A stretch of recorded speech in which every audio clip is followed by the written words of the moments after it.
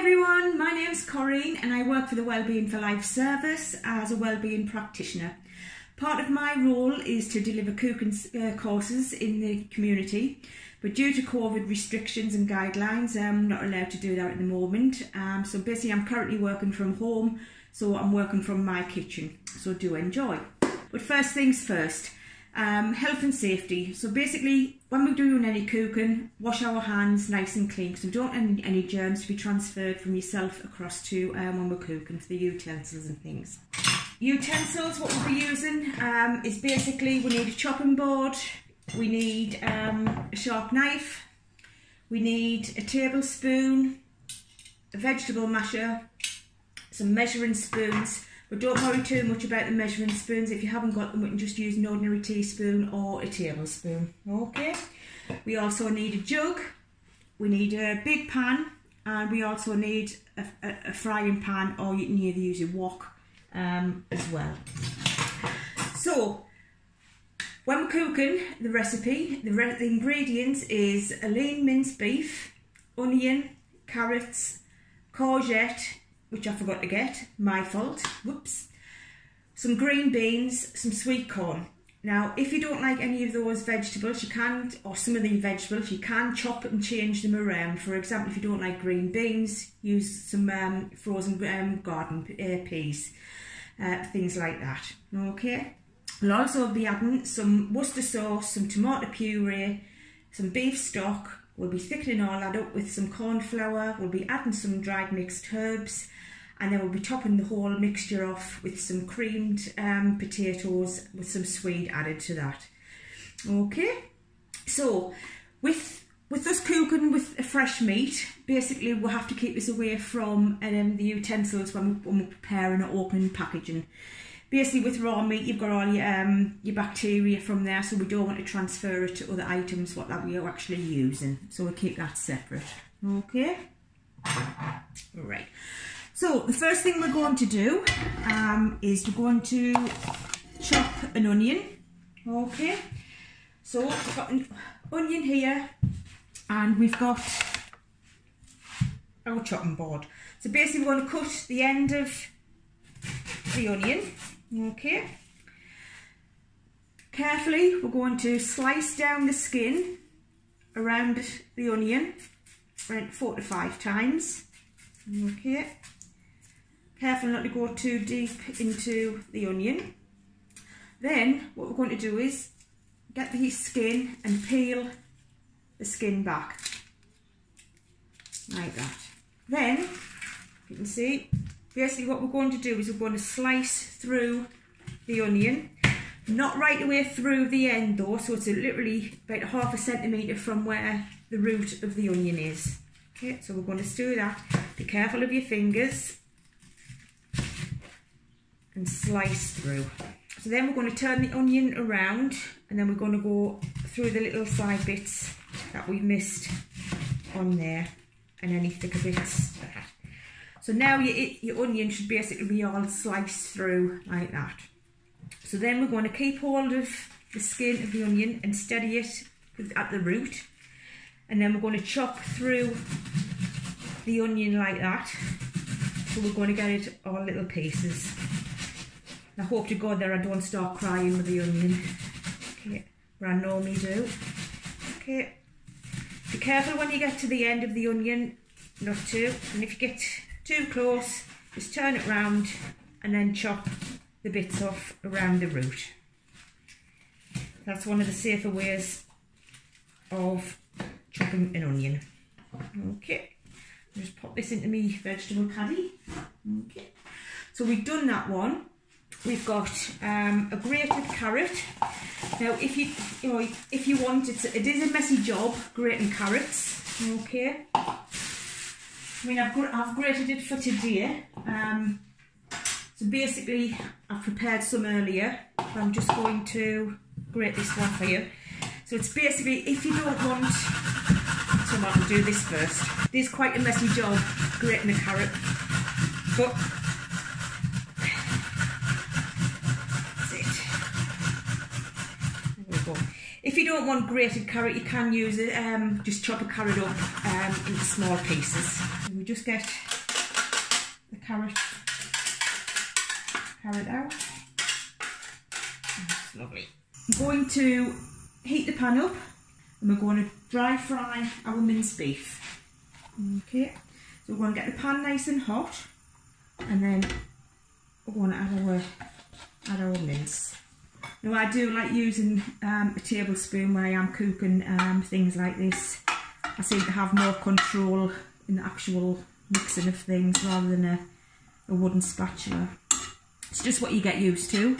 Okay, so we're going to brown this off so it's nice and brown and then crumbly. Okay, alright. Now this is the 5% lean minced beef. Obviously you can get other minced beefs like 10% and a 20%.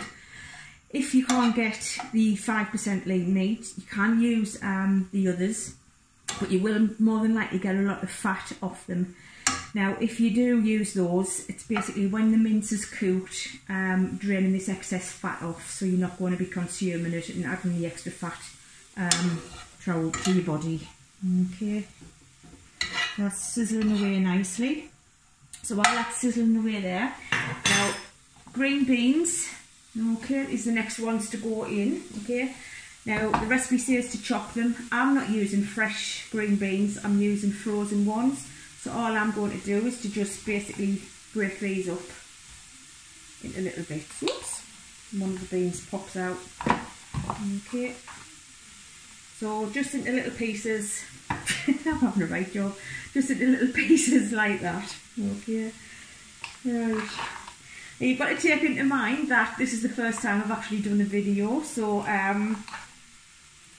basically you get what you see, don't you? Yeah, it's like real I am sort of stuff, isn't it? Yeah, but you never know. You never know. I'll have to start watching Jamie Oliver or someone. But here we go. Right, so that mince is starting to bubble away nicely. Now the good thing about this meal is obviously you've got your proteins, you've got your carbohydrates and your vegetables. It's one good way of getting, you know, one of your 5 or 2 of your 5 a day actually in one meal. Fruit and veg is part of our 5 a day, and it's not, you know, a lot of people think it's hard to actually get your fruit and veg into your diet throughout the day. But it isn't really. You know, if you can get 1 or 2 actually in one meal, and then serve like your meal, like this cottage pie today, you could serve this with broccoli or some cauliflower. So you could be possibly getting, you know, 3 to 4 portions in one actual meal, depending on the amount that you're going to be serving it with. So it's not leaving much throughout the day just to get that piece of fruit or 2 into your daily allowance. Okay, so this is cooking nicely. Okay, I'm just going to turn the heat up a little bit. This is starting to cook, just the odd bits left there. Okay, alright, so as you can see, it's all breaking up. Okay, so we've got that, and that's it. Right, so now it's nicely browned off. Okay, can you see that? Nicely browned off on there. So we'll dry fry that. Okay, so now we're going to add the onions and the carrots. Okay, we're going to add the onions and the carrots and the green beans, and we're just going to gently mix all this in. It's smelling delicious. As I say, with the carrot, you know, you don't have to grate it. It can be chopped, and if it is, it's just into like small pieces for that one. And the beauty of this is that it's a very colourful meal as well. So we've got the oranges, we've got the whites, we've got the browns and the greens. Okay, so we're getting basically our rainbow of vegetables for our 5 a day. So we're just going to cook this for about 5 minutes just to soften off the vegetables. Again, I'm going to add some sweet corn. Yeah. Now again, this is tinned sweet corn, but it's in natural, you know, just in water, with no added salts or sugars. You can use frozen again, like the green beans. In this case, it just sort of cook in the pan when we mix it all together. Okay, that's looking lovely there now. Can you see that? Right, now I need to measure 3/4 of a pint of stock. So I've got one low salt stock cube here, and I'm going to add 3/4 of a pint of water. Sorry about that. We're just going to mix there. Right, so to this we're going to add, just turn this over. Looking great. I'm going to add 2 tablespoons of tomato puree.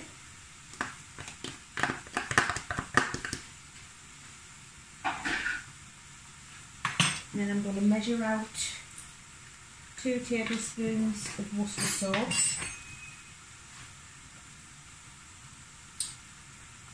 Okay, lovely. And I'm going to give that a little mix round. Put the tomato puree in the middle. And then I'm going to add the stock.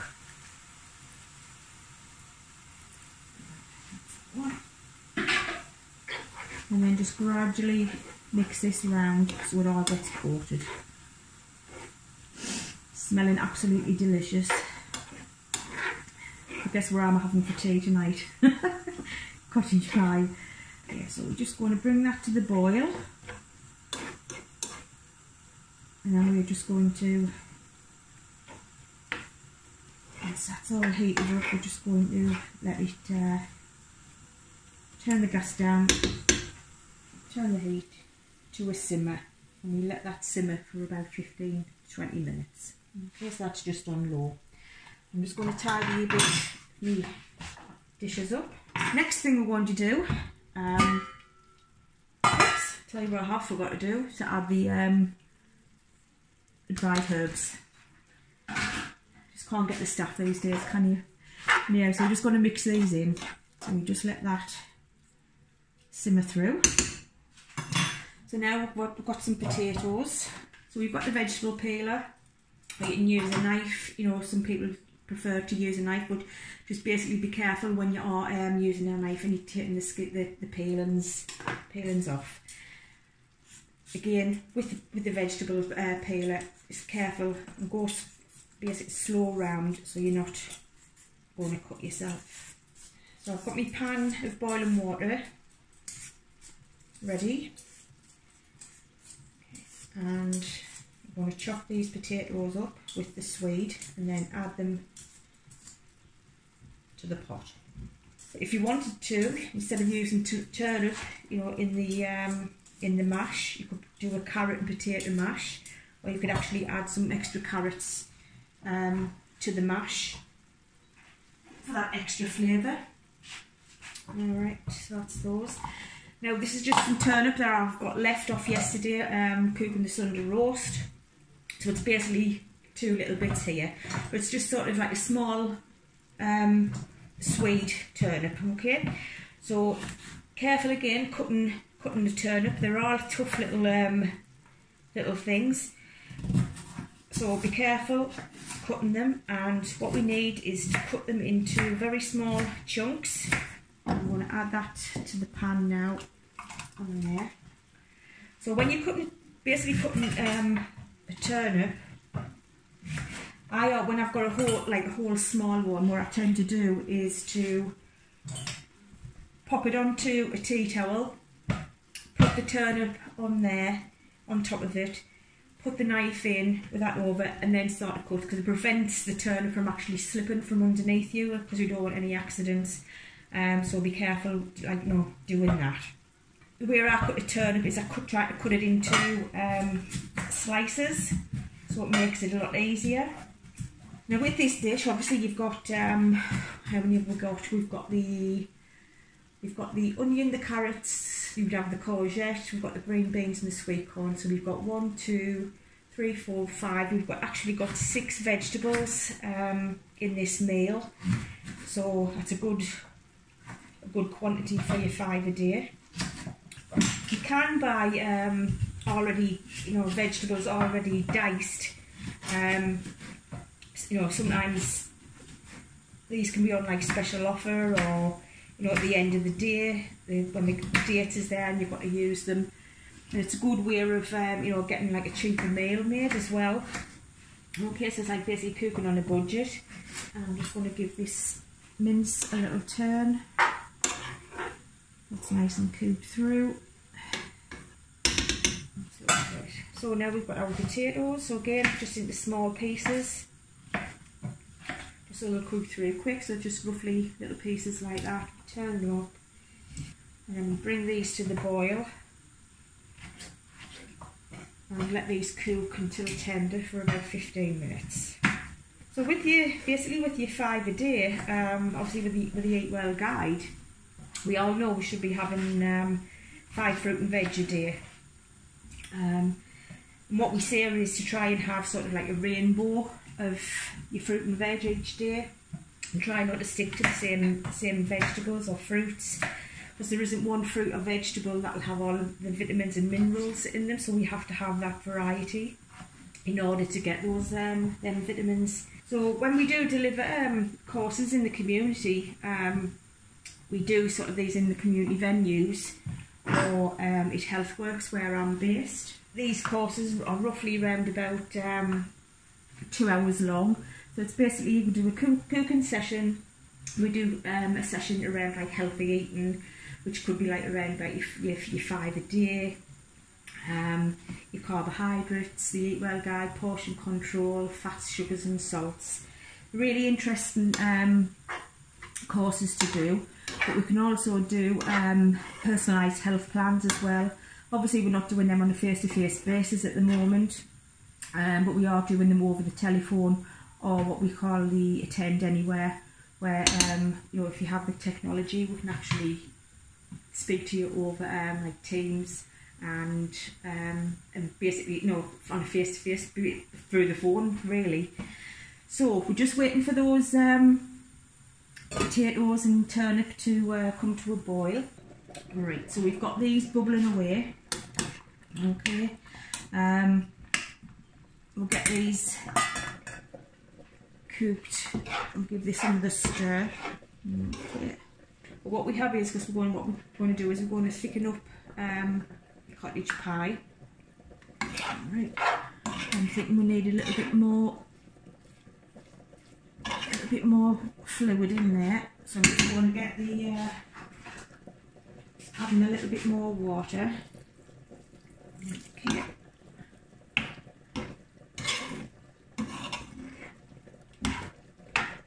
That's it, because I don't want it to be too dry. Okay, and that's it. So it's getting a little bit too dry there, so if it does, just add a little bit more water. Okay, so you've got the stock cube in there, so it's only going to...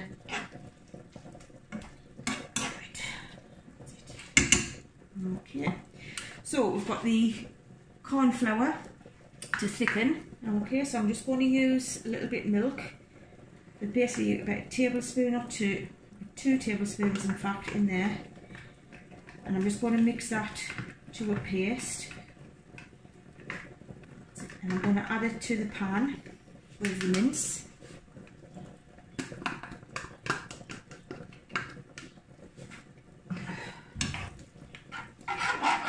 I'm just going to stir that round, and you can see that thickening up lovely. So it's going to make a nice gravy. Ah, that's nice, lovely. So I'm going to turn the gas off with this one.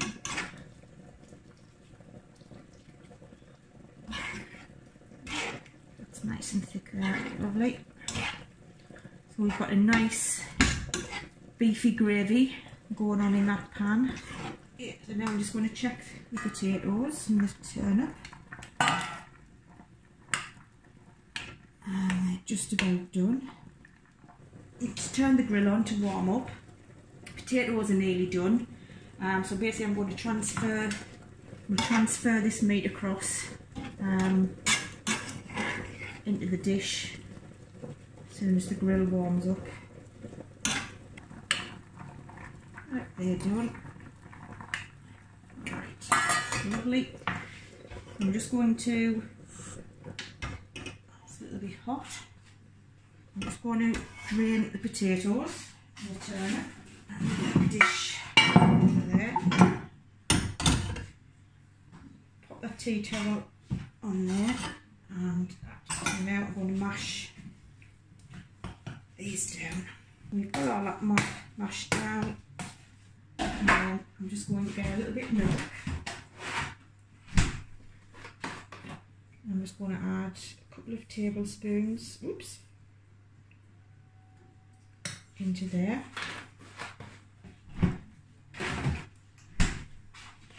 Mix that round. Mixing the potato after you've mashed it like this will actually make it a little bit more fluffier. And it's going to go on the toppings of the cottage pie. Lovely.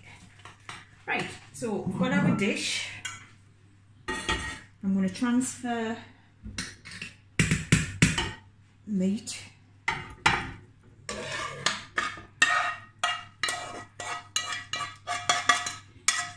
into that. Just spread that out there. Okay. Then we're just gradually going to pop this potato on top, and then just gradually spread it out.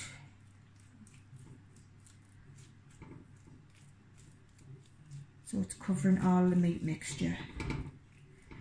You can pop that into the oven for about 20 minutes, or you can pop it under the grill just until it goes a little bit brown on the top, and then you can serve. Okay, so do enjoy. Bye.